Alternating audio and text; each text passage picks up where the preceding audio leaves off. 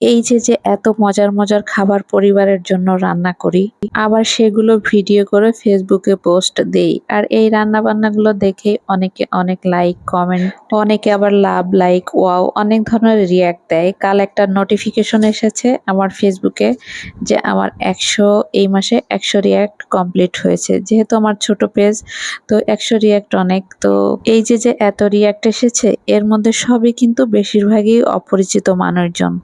আসলে ফেসবুকে কাজ করতে আসলে আত্মীয়-স্বজন, বন্ধু-বান্ধব কেউ কিন্তু কখনোই হেল্প করে না। এটা মাথায় রাখবেন। বেশিরভাগ সময় অপরিচিত মানুষজনই আপনাকে সাপোর্ট করবে।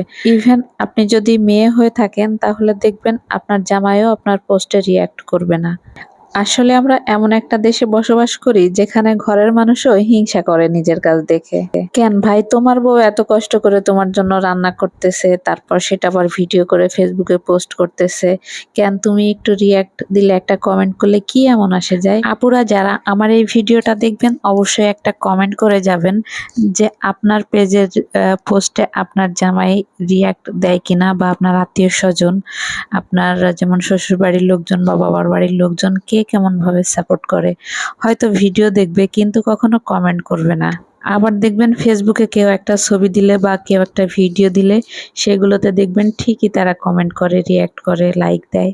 তো ভাই, আমি আপনাদের কাছে একটা প্রশ্ন করতেছি, আপনাদের এই একটা লাইক বা একটা কমেন্টে কি আমি খুব বেশি বড়লোক হয়ে যাব, নাকি আমি কোটিপতি হয়ে যাব? আর আমি যদি কোটিপতি হয়েও যাই তাতে কার লাভ?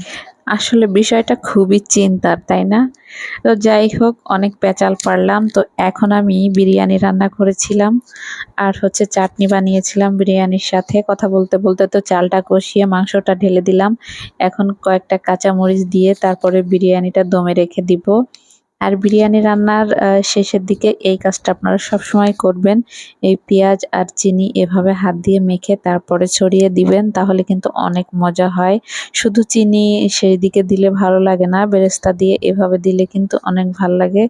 আর আমি সবসময় ঘরোয়া উপকরণ দিয়ে শর্টকাট ভাবেই রান্না করার চেষ্টা করি, এতেই কিন্তু অনেক মজা হয়। আর কিছু কিছু ট্রিক্স ফলো করলে বিরিয়ানিটা আরো ঝরঝরা হয়, নরম হয়ে যায় না একদম। এ পর্যায়ে আমি একদম সুন্দর করে মিশিয়ে নিয়ে তারপরে নিচে একটা তাওয়া দিয়ে তারপরে দমে বসিয়ে দিব, তাহলে কিন্তু বিরিয়ানির নিচেই লেগে যাবে না। তো এই যে আমি একটা লোহার তাওয়া নিচেই দিয়ে তারপরে মাঝারি হালকা আছে তারপরে দমে রেখে দিয়েছিলাম।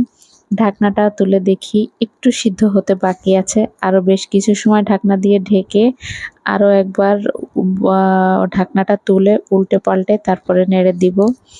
তো আমার ভিডিওটা কে কোন জেলা থেকে দেখছেন অবশ্যই একটা কমেন্ট করে যাবেন, আর আপনার এক্সপেরিয়েন্সটা শেয়ার করবেন। তো আমি চাটনি, এটা আমের চাটনি বানিয়েছিলাম। তো আজকের মতো এখানেই ভিডিওটা শেষ করতেছি। তো আল্লাহ হাফেজ, টাটা।